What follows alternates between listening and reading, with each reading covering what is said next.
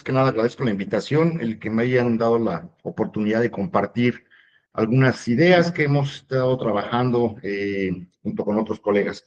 Y bueno, en particular, esta charla la quise llamar justo importancia de la variación climática estacional, y hago énfasis en estacional porque resulta que la estacionalidad es un fenómeno bien importante y yo creo que no ha merecido la atención suficiente, ¿no? Nos hemos enfocado más a entender eh, algunos otros patrones ciertamente climáticos, pero la estacionalidad ha sido, desde mi perspectiva, un poquito descuidada. Entonces, bueno, de ahí que quiero resaltar algunos ejemplos, particularmente acerca de la importancia de la estacionalidad para entender patrones y procesos, tanto ecológicos como biogeográficos, en la biodiversidad de nuestro planeta. Bueno, esta charla la dividí en tres partes. En una primera, quiero hablar o dar un breve repaso sobre qué son los modelos de nichos ecológicos y distribución de especies.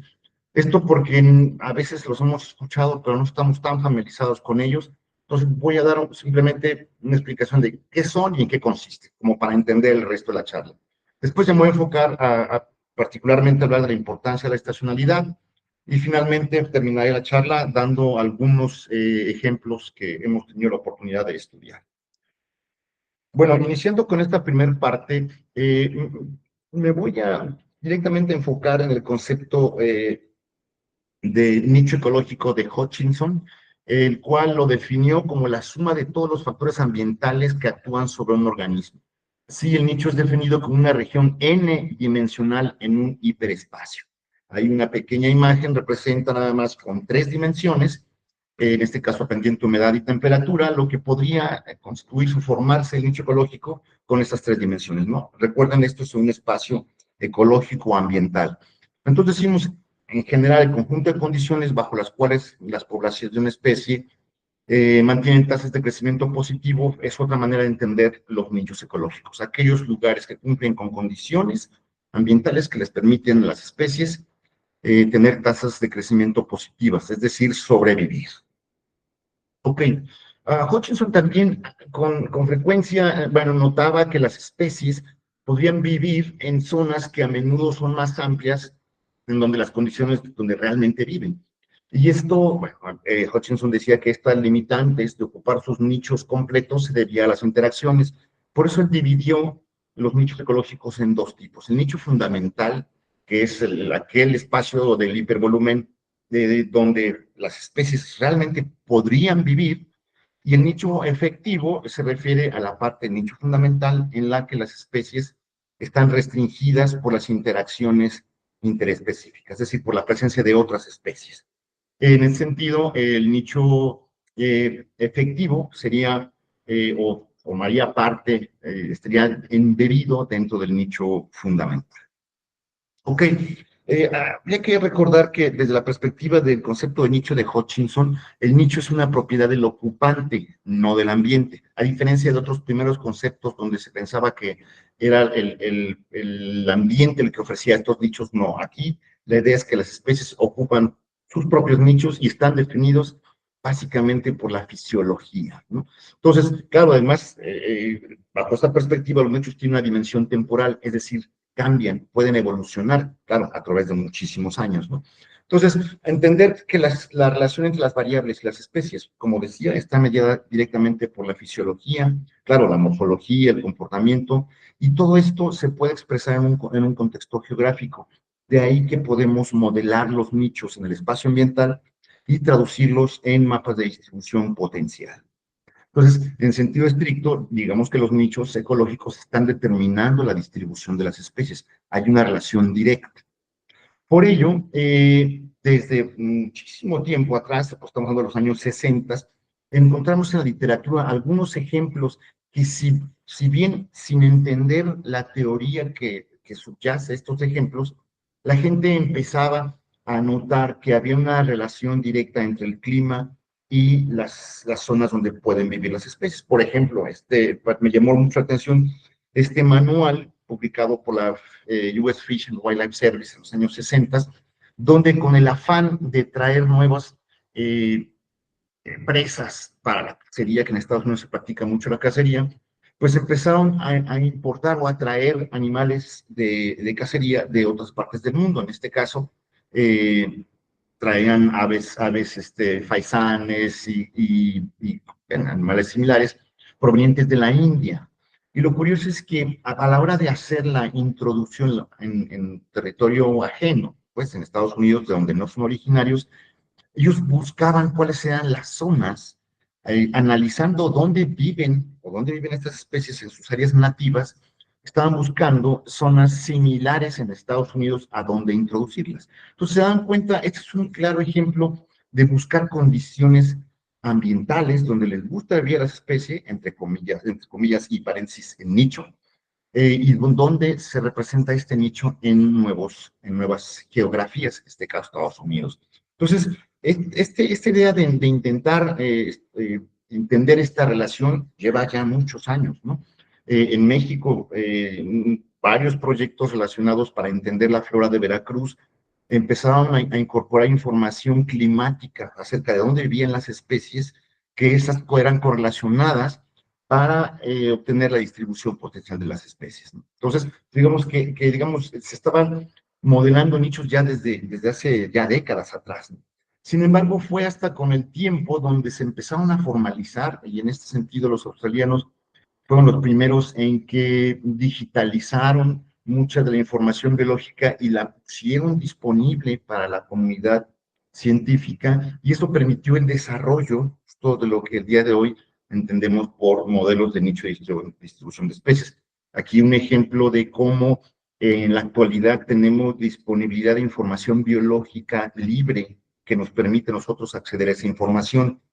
Y por otro lado, también tenemos datos ambientales cuya tecnología nos ha permitido a nosotros eh, todas las climatologías o condiciones ambientales, otras variables ambientales, tenerlas accesibles a través de bases de datos de variables que están disponibles en la literatura. Tenemos además, diferentes maneras de representarlos gracias a la tecnología, ¿no? Y así sabemos pues que además las coberturas que están digitales y disponibles, no solamente se construyen por interpolación de información de estaciones climatológicas, sino también tenemos otras fuentes de información directa como los satelitales que nos permiten acceder cada vez a más información y a una resolución espacial y temporal más fina. Y claro, ¿qué tipo de variables? Pues de todos los tipos, ¿no? Aquí en esta imagen muestro algunos ejemplos de la cantidad de variables ambientales que tenemos disponibles el día de hoy. Tan es así que, bueno, esta base de datos ya es vieja, pero fue el primer recopilación de información ambiental a nivel mundial, ¿no? Esto fue publicado por ahí de mediados bueno, de la década de los 2000. Claro, ha venido mejorando y hay muchas más propuestas con más variables ambientales en una resolución fina. Bueno, pues esto nos ha abierto las puertas para entender que muchas de estas variables a resolución gruesa, que llamamos abióticas, nos han permitido acercarnos a entender a nivel pues, general la distribución de las especies, ¿no? Ahora, también tenemos variables bióticas, sin embargo, integrarlas en los modelos de nicho no ha sido tan sencillo por un lado y por otro lado, las escalas en las cuales estas variables influyen sobre la distribución de las especies es una escala muy fina que muchas veces escapa de los objetivos o preguntas que nos llevamos a cabo. Por eso mayormente nos enfocamos en variables abióticas, climáticas, ambientales, que ocurren en escalas más gruesas.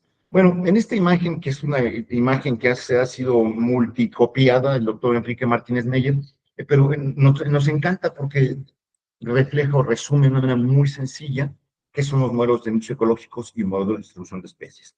Partimos entonces de dos espacios, uno geográfico abajo y uno ecológico arriba, ecológico o ambiental, en donde abajo la esquina inferior izquierda podemos ver que teniendo ya registros de presencia de una especie, como lo demostré que tenemos actualmente disponible, así o en combinación con información ambiental que también tenemos disponible y digitalizada, a través de diversos algoritmos, cito algunos nada más, se pueden pasar en el espacio ya ecológico y generar esos nichos, esos hipervolúmenes, los cuales nos hablaba Hutchinson. Y bueno, una vez teniendo reconstruidos los nichos, estos modelos nos permiten nuevamente, los algoritmos, perdón, nos permiten nuevamente regresar a estos modelos de nicho a la geografía y así ir o llegar a la parte de la distribución potencial de las especies. Entonces, entenderemos que los modelos de nichos ecológicos es cuando la pregunta está enfocada con este aspecto relacionado con el espacio ambiental. Y cuando hablamos de modelos de distribución de especies, es cuando nuestros intereses están enfocados con la distribución geográfica de las especies, ¿no? Bueno, ahora quisiera resumir en pocas palabras un poquito sobre cuál es la lógica del objetivo de hacer modelos de nicho. Imaginemos una grid, una gradilla en el espacio geográfico, donde tenemos información puntual, donde están esos números 1 en rosa ahí en esta imagen. Entonces, la pregunta, la esencia básica de hacer modelos es, de modelos de distribución de especies, es cómo puedo predecir si un píxel es o no candidato a ser ocupado por una especie, con base en la información de los píxeles en donde sí sé que está presente. Bueno, lo interesante es que a partir de presencias que nosotros tenemos, de nuevo, a partir de que tomamos directamente en el campo o de bases de datos disponibles por Internet, nosotros podemos obtener la información de presencia, latitud, longitud de millones de especies. Y decía, tenemos las variables disponibles también, tenemos varias fuentes de obtención de estas variables. Entonces, lo que hacemos nosotros es sacar la información de cada uno de los píxeles donde sabemos que la especie sí está presente y tener esa información pues, prácticamente de cada una de las variables a las cuales tenemos accesibilidad. Entonces, lo que hacemos básicamente es, con esa información, detectar a través de diversos algoritmos si una especie está presente o no en un píxel dado. Esa es la esencia básica. Ahora, esta imagen, si bien ya es de un artículo relativamente viejo, de 2008, de alguna manera nos permite o nos demuestra que el uso de estos modelos cada vez es mucho más recurrido con más frecuencia y en diversas áreas. Tan es así, bueno, nótese cómo el crecimiento es exponencial ya para el 2008. Sin embargo, si nosotros extendiéramos esto para la actualidad, ahí puse 2022, 2025 sería, realmente el crecimiento sería admirable, ¿no? O sea, existen cada vez más artículos, o sea, miles de artículos que se van acumulando y que nos están permitiendo contestar diversas preguntas, ¿no? Bueno, algo que, si se dan cuenta, entonces hay una relación, yo lo describí hace un momento, hay una relación entre los espacios geográficos y ecológicos. Esto en el área, en el campo, se conoce como la dualidad de Hutchinson. Entonces, tenemos una relación en el espacio geográfico en dos dimensiones, lo que se relaciona directamente con un espacio ecológico con n dimensiones. Se noten como el polígono azul se le corresponde a su vez a una parte, a una región del espacio ambiental. Sin embargo, en el espacio ambiental le corresponden otros polígonos presentes en la geografía al mismo tiempo. Entonces, esta relación es lo que nos ha permitido a nosotros predecir la distribución de las especies. Ahora, esta imagen, de nuevo, es del doctor Jorge Soberón, por alguna razón me encanta, demuestra esa relación que hay dinámica, ¿no? Lástima que no pude recuperar de la diapositiva los cambios en los años, pero aparentemente, bueno, no aparentemente, sino eso está demostrando el movimiento en el espacio ambiental donde dice nicho, en esa gráfica, se ve cómo se mueve el ambiente en miles de años. Estoy hablando creo que por ahí de 10, 15 mil años de esta distribución. Estos datos son reales, el doctor Soberón construyó con datos reales esta imagen. Y su correspondencia en el espacio geográfico. Entonces noten, conforme se van moviendo las condiciones ambientales del planeta, como ocurre a los miles de años, también tiene un efecto en la distribución de las especies. En este caso, es especie del berrendo antiloca americana, ¿no? Ahora, esto se ha estudiado y se conoce muy bien y lo sabemos gracias a esta dualidad de Hutchinson de la cual he hablado. Sin embargo, hay una cosa que es aquí donde entro la segunda parte de la charla y tiene que ver con la importancia de la estacionalidad en los fenómenos biológicos. Voy a irme a ver si logro transmitir la idea de una manera clara. Bueno, Eratóstenes, ¿no? Un sabio libanés que fue director de la Biblioteca de Alejandría, fue el primero quien demostró que la Tierra era redonda. Y no solo demostró que era redonda, encima calculó la circunferencia de la Tierra. Eso es interesante, ahí creo que el esquema lo resume bastante bien. Básicamente se dio cuenta que en la ciudad de Siena había un pozo que durante el solsticio de verano el sol iluminaba todo el fondo, no hacía sombra dentro del pozo. Entonces midió la distancia que había entre la ciudad de Siena a la ciudad de Alejandría, que era donde él vivía, y a través, usando un obelisco, midió el ángulo de la sombra que se reflejaba por este obelisco del sol sobre la Tierra. Entonces, considerando que el ángulo que se dibujaba era 7.2 y partiendo de que la Tierra como un modelo era redonda, pudo calcular, puse ahí que por una simple regla de tres fue un poquito más complicado, pero la esencia era muy sencilla y llegó a concluir que la Tierra tenía 39.600 kilómetros, con un error mínimo, porque sabemos el día de hoy que la Tierra tiene un diámetro pero una circunferencia de 40.008 kilómetros. Entonces el error es mínimo. Entonces, es muy interesante cómo un hombre como él, y hace tanto tiempo, él logró calcular de una manera muy sencilla relativamente el perímetro de la Tierra, ¿no? Ahora, bueno, es una imagen de la Tierra, ya sabíamos hace miles de años que es redonda, bueno, menos había agencias propuestas. Sin embargo, otros grupos que también entendían muy, muy bien la Tierra, los movimientos tanto del Sol como de la Tierra, de la Luna, etcétera. Y bueno, un gran ejemplo pues, son los mayas, de ahí está esta imagen, la pirámide de Chichén Itzá. Sin embargo, ellos notaban como, es el claro ejemplo de la pirámide, como también en el solsticio de verano se dibuja la serpiente que va descendiendo de la pirámide, ¿no? Esto era porque los mayas eran muy conocedores del tiempo, y de hecho el calendario que ellos manejan es un calendario que es muchísimo más preciso al calendario que utilizamos los occidentales, ¿no? Y esto era básicamente porque entendían muy bien la estacionalidad. Los mayas dependían, todos los humanos dependemos, pero ellos estaban muy claros de que la estacionalidad era lo que determinaba las cosechas, lo que determinaba, bueno, mucho de su vida, casi todo de su vida. Entonces, entender la estacionalidad era fundamental y sigue siendo fundamental.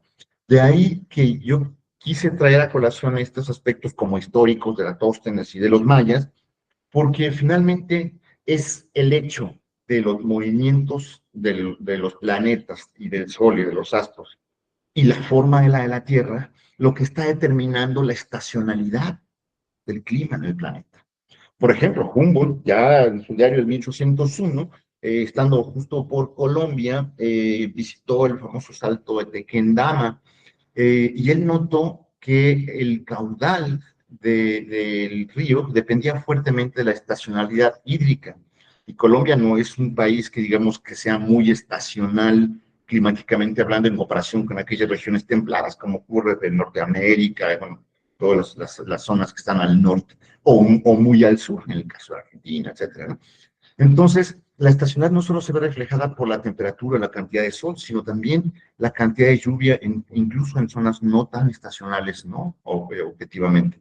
Bueno, aquí una representación de cómo el Salto de Tequendama va perdiendo pues agua a lo largo del año. Eso es simplemente un reflejo nuevamente de la estacionalidad.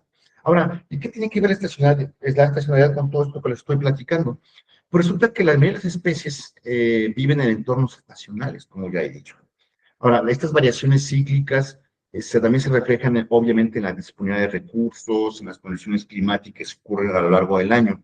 En ese sentido, yo creo que es muy importante entender la naturaleza dinámica proporcionada por la estacionalidad, porque tiene efectos directos sobre las especies, ¿no? Por ejemplo, las especies sedentarias exhiben una alta consistencia en su distribución geográfica. Aquí un ejemplo que tomé de un artículo de Soroni Peterson. Ellos hablan de la estacionalidad, de los cambios estacionales que sufre esta especie de planta, llamadas juanitas. Entonces, ellos se pusieron a medir qué tanto variaba el clima en localidades donde sabían que estaba la especie, ¿no? Se dieron cuenta que las especies, curiosamente sedentarias, son las que presentan más variación ambiental o climática a lo largo del año, bueno, dependiendo de dónde viven, pero el no moverse hace que tengan que aguantarse las variaciones climáticas presentes en un año, ¿no? De tal manera que si nosotros dibujáramos el promedio de la variación de esas condiciones climáticas en temperatura y precipitación, por ejemplo, a lo largo del año, veríamos cómo se dibuja una especie como de, bueno, en esa imagen una especie como de gusano, pero básicamente es un intento de representar la variación climática a lo largo de los meses del año. Bueno, nosotros hemos tenido oportunidad de estudiar diversos fenómenos estacionales utilizando ejemplos muy concretos. En este caso, el famoso monstruo de Gila, el Oderma suspectum, cuyo tiene una conducta y fisiología muy particular. Resulta que esta especie, durante cierta época del año, en climas estacionales secos y fríos, que es durante el invierno, en la zona donde vive, en el norte de México y sur de Estados Unidos, esta especie, digamos que reduce su actividad, cambia su fisiología y básicamente se mete a madrigueras a pasar esas épocas poco favorables climáticamente hablando.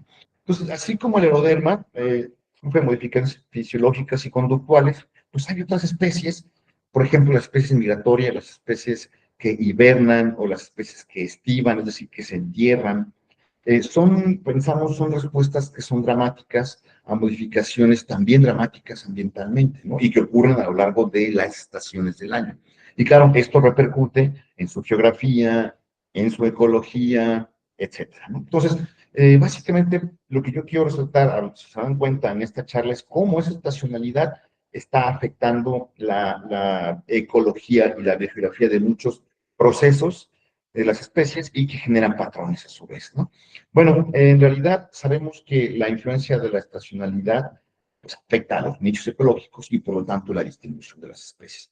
Entonces, hay diversos ejemplos que quiero platicarles de ellos ahorita un poquito sobre cómo está afectando la estacionalidad o la presión climática a lo largo del año, influir cómo han evolucionado ciertas estrategias ecológicas de actividad y que tienen influencia en la distribución de las especies.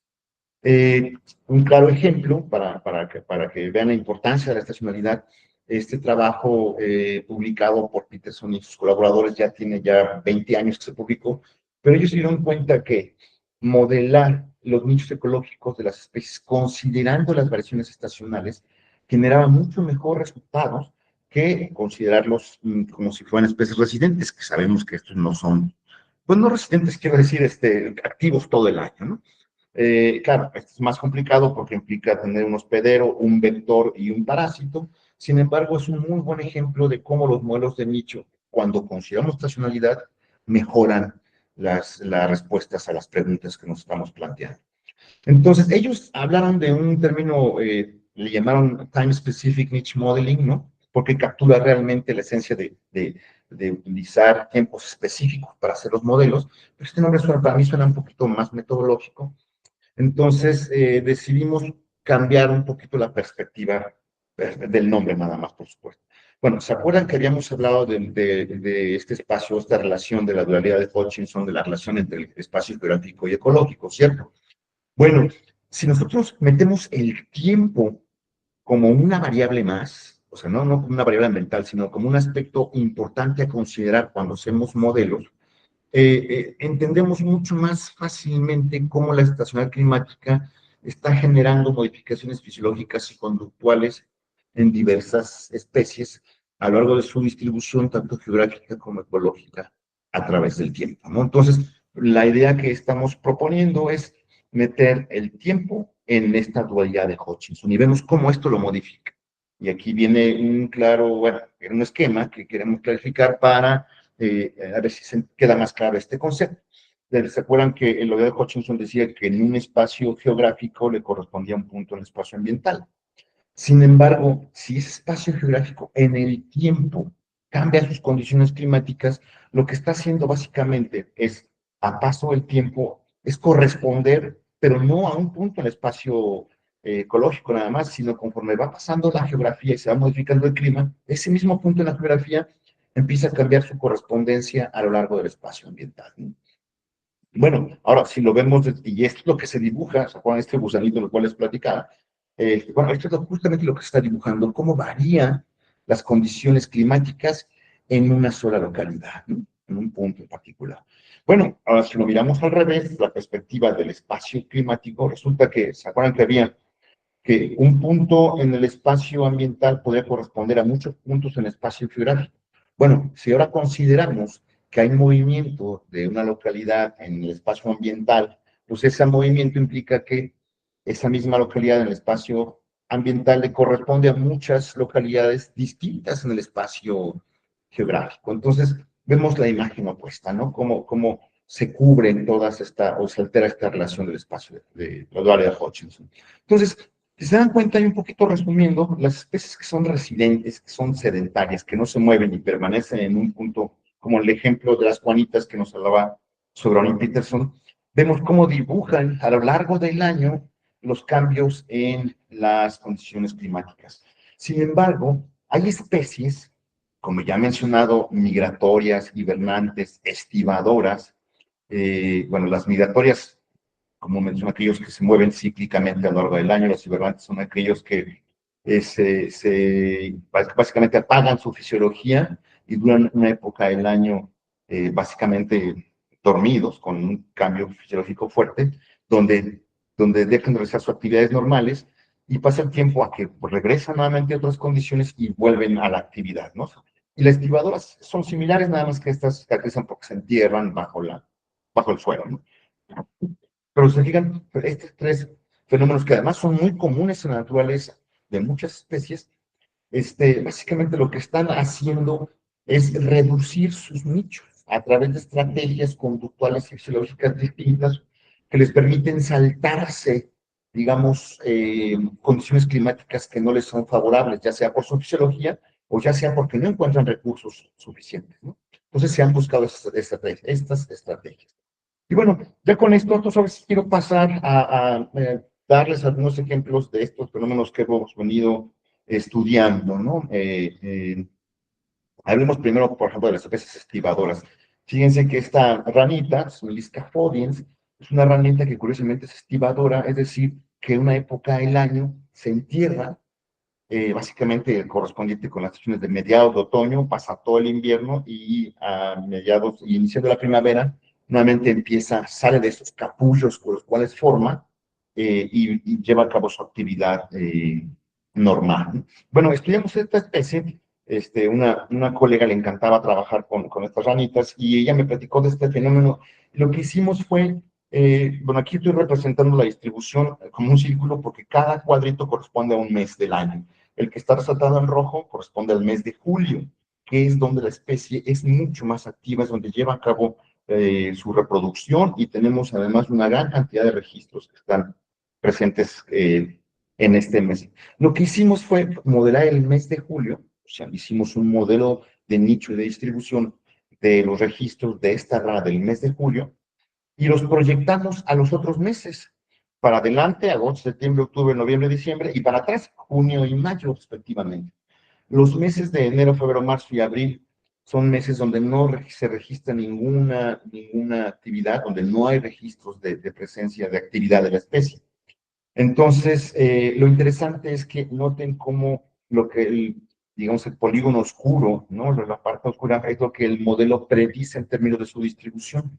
Entonces, noten que hay registros, ojo, recuerden, los modelos se hicieron solo con los registros de julio, y al proyectar el nicho en la geografía de los demás meses, de alguna manera estamos proyectando los climas de julio presentes en los demás meses, nos damos cuenta que se corresponden muy bien y claramente con aquellos registros que representan actividad para el mes determinado. Noten, por ejemplo, como para noviembre y diciembre hay solo un par de registros hacia el sur de la distribución y se corresponde relativamente bien con los registros de actividad, perdón, los registros de presencia potencial de la especie.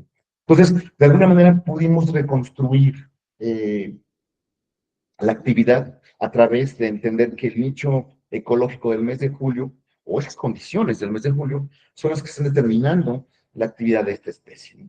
Entonces, en este caso, notamos, regresando al esquema que hemos hablado anteriormente, cómo la distribución de esta especie a lo largo del año se va modificando, pero lo curioso es que noten, me voy a regresar otra vez, noten cómo es el espacio climático ocupado, es el mismo, es un área, una región del espacio climático la que se está usando, bueno, se cambia un poquito, se amplía un poquito, se reduce, pero la región es la misma prácticamente. Y eso tiene una implicación por cualidad de Hutchinson metiendo el tiempo en el resultado de la distribución de esta especie, una distribución nuevamente estacional. Esta es otra manera de verlo.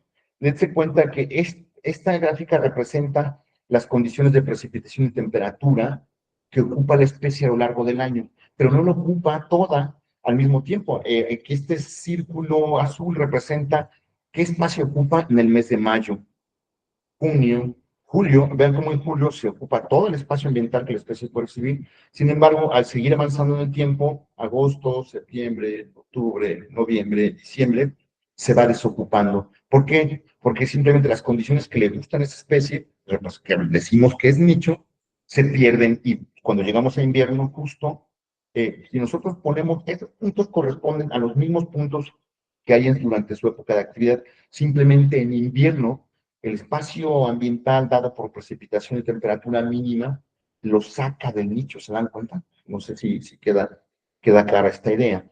Entonces, de manera muy interesante, resulta que esta especie que decía que es estivadora forma parte de un grupo, de un clado, de un género que es prácticamente tropical, ¿no? Entonces, aquí tenemos otras 7 especies que pertenecen a este género. De estas 7, de este clado, solamente 2 especies son estivadoras, Podiens y dentata. Son las que aparecen primero en las fotografías en el nombre, y más o menos, yo creo que no es muy claro, pero más o menos nótese cómo la distribución de este género en general es Mesoamérica, Centroamérica y norte de Sudamérica. Entonces, bueno, lo interesante de esta pregunta que nos hicimos ahora fue, ¿por qué siendo las demás especies tropicales, por qué estas 2 especies que son estivadoras han podido llegar tan al norte, que son específicamente estas 2? No trabajamos ahorita con dentata, no les voy a mostrar dentata porque tenemos muy poco registro. Sin embargo, el ejemplo de Fodens, que ya los expliqué anteriormente, lo que hicimos fue preguntarnos, bueno, si este es estacional y las demás especies no son estacionales, eh, ¿qué está pasando o por qué son tropicales? Fíjense que atendiendo a la filogenia de este género, bueno, aquí solamente algunas especies están representadas en esta filogenia, todos son realmente tropicales. Lo interesante de esto es que nosotros pensamos que la estacionalidad, los cambios en las zonas templadas donde viven estas 2 especies, podrían estar limitando la dispersión, justo por ser clados tropicales, hacia zonas templadas.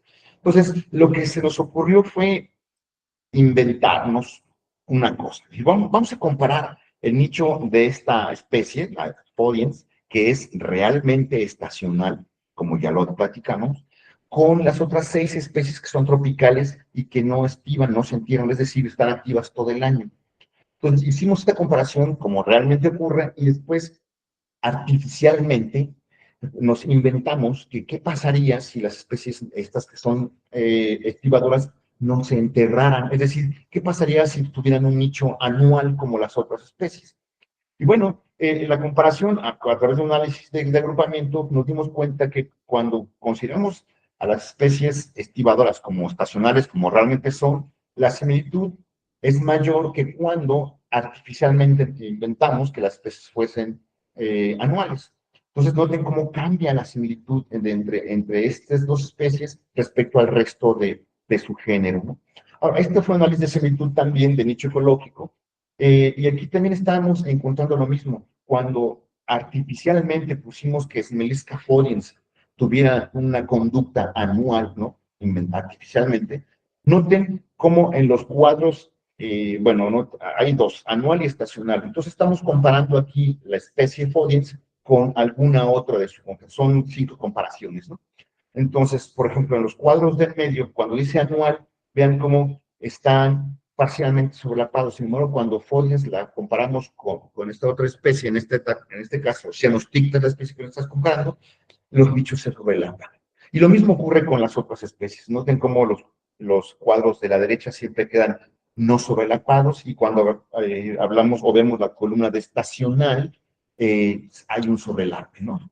Entonces, a la conclusión que estamos llegando es que estas especies han seguido como una estrategia el cambiar, modificar su conducta y su fisiología para seguir siendo especies tropicales. Es decir, son especies tropicales que han logrado llegar a ambientes templados, gracias a que han modificado su conducta y su fisiología, ¿no? Entonces, siguen siendo tropicales y viven en zonas no tropicales, pero están activas solo durante la época que hay condiciones tropicales.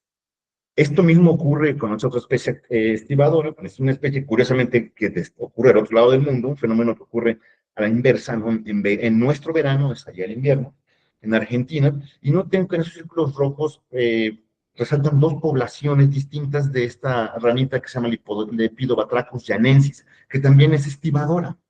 Entonces, lo interesante es que existen dos poblaciones, ambas poblaciones son estivadoras, lo interesante es que están separadas por más de 500 kilómetros, ¿no? Y se sabe que no hay flujo génico entre estas especies. Aparentemente están eh, quizá dentro de un proceso de especiación, pero lo interesante de este ejemplo es que si nosotros piensen un poquito en los nichos, ¿se acuerdan cómo habíamos representado los nichos como un hipervolumen? Entonces aquí imaginen que son esferas, ¿no? En esta imagen. Una esfera que se forma porque hay la combinación de solo tres variables, de solo tres dimensiones. El centro de la esfera equivaldría al centro del nicho, o centroide del nicho que también se llamaba.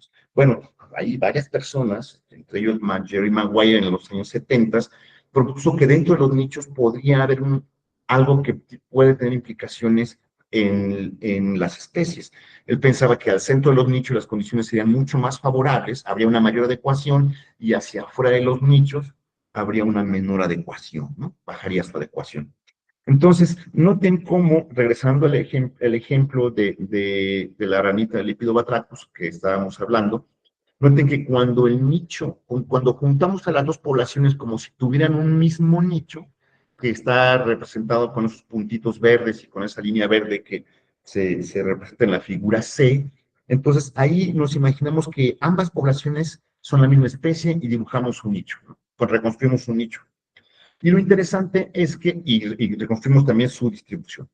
Entonces, lo interesante es que cuando separamos las poblaciones norte y sur, nos damos cuenta que efectivamente ambas especies parecieran poseer nichos diferentes que les permiten estar donde están. Sin embargo, si las consideramos la misma especie, justo las zonas de mayor adecuación, las más, quedarían justo en zonas donde la especie no está.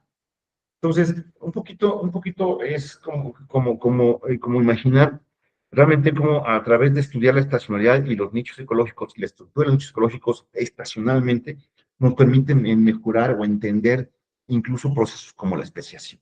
Bueno, y aquí nuevamente hicimos una comparación como en la rana anterior. Aquí también nos inventamos artificialmente que fueran anuales o estacionales y nos damos cuenta cómo las dos especies tienen nichos más similares cuando las consideramos activas estacionalmente. En cambio, cuando lo hacemos o fingimos artificialmente que son anuales, el nicho de estas especies se separa, ¿no? Bueno, ahora hablaré un par de ejemplos de especies hibernantes muy rápidamente. Ustedes no sé si conozcan esta ardilla, Gerospermophilus perotensis. Creo que sigue siendo el género. Si no, bueno, les platico, es una ardillita que está altamente en peligro de extinción. Es endémica al valle de la región de Perote, acá entre Veracruz y Puebla. Entonces, lo que hicimos, un ejercicio muy sencillo, fue generar su distribución potencial actual, considerando que estuviera activa todo el año, o como realmente es, que es una especie que es hibernante durante el invierno, hiberna, no se la encuentra activa. Entonces hicimos un modelo, entonces, artificialmente como si fuera activa todo el año, y de nuevo un modelo como si fuera, o bueno, como realmente es, activa solamente una parte del año, es decir, estacional. Entonces, fue curioso porque el ejercicio aquí consistía en proyectar la distribución futura bajo escenarios de cambio climático. Entonces, proyectamos los nichos en la geografía actual y en la geografía futura, considerando como si la especie fuese anual o como si la especie fuese estacional. Ahí hay una combinación de cuatro tipos de escenarios que, por cierto, ya no se usan. Este ejercicio fue ya un poquito viejito, pero digamos, la combinación de A1, perdón, A2, B2, esos son dos escenarios, digamos, uno pesimista y uno menos pesimista, y vean como dice Canadian y Ciro, que son dos laboratorios diferentes. Entonces, básicamente, estamos probando combinaciones a futuro. Lo cierto es que cuando proyectamos como si la especie fuera anual, la especie permanece presente, no en su distribución actual, sino aparentemente se movería un poco más al norte de acuerdo a sus escenarios.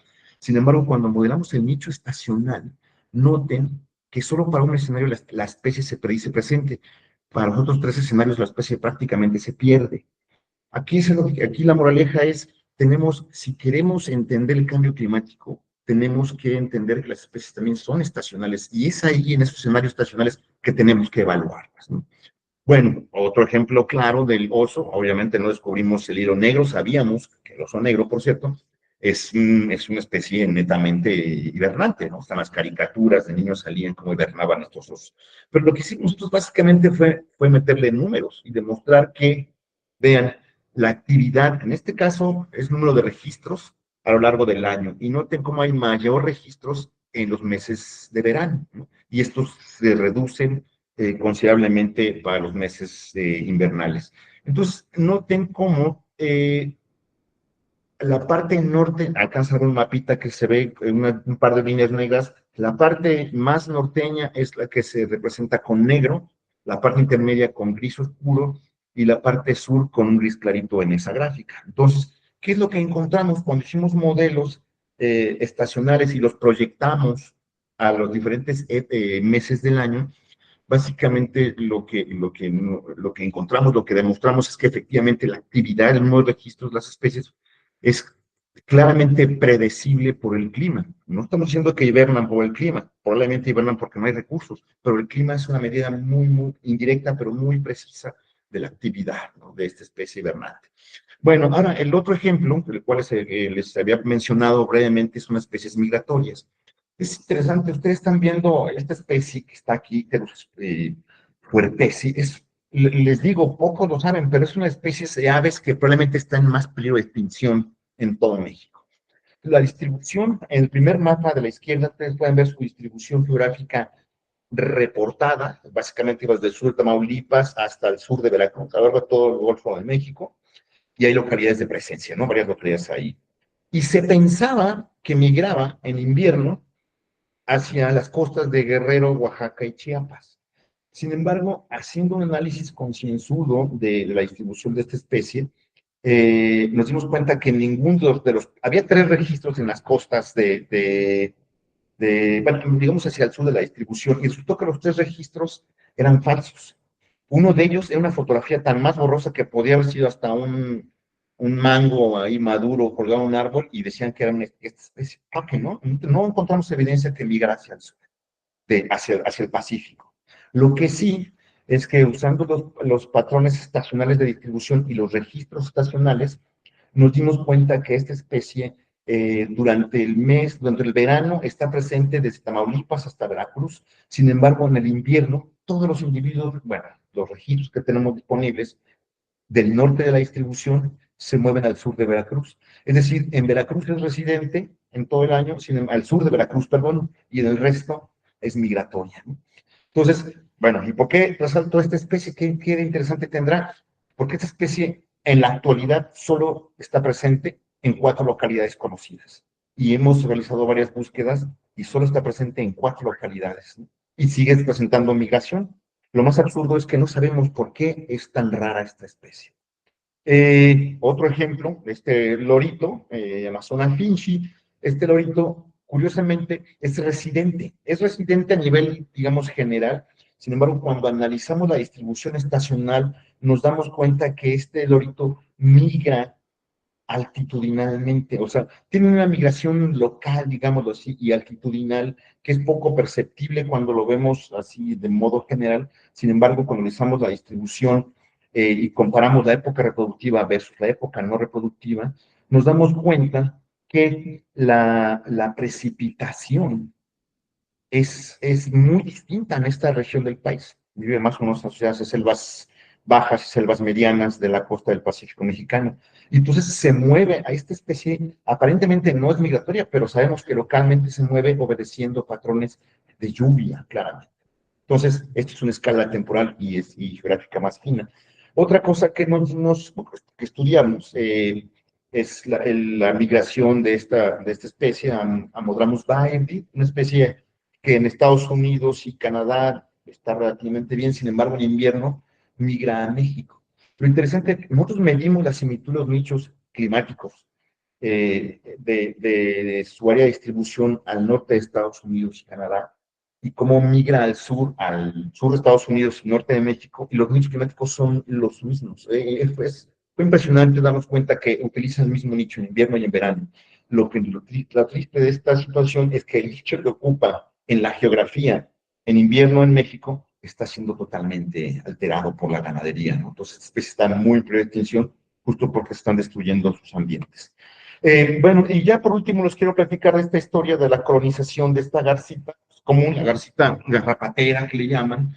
Esta colonizó América probablemente en los últimos 150 años, ¿no? Entonces, aquí quisimos dibujar como cuáles han sido las rutas y los años de colonización que se fueron dando y se fueron conociendo porque hay muchos registros. Lo cierto es que en la geografía podemos ir notando qué áreas fueron colonizando poco a poco, cómo fue su avance.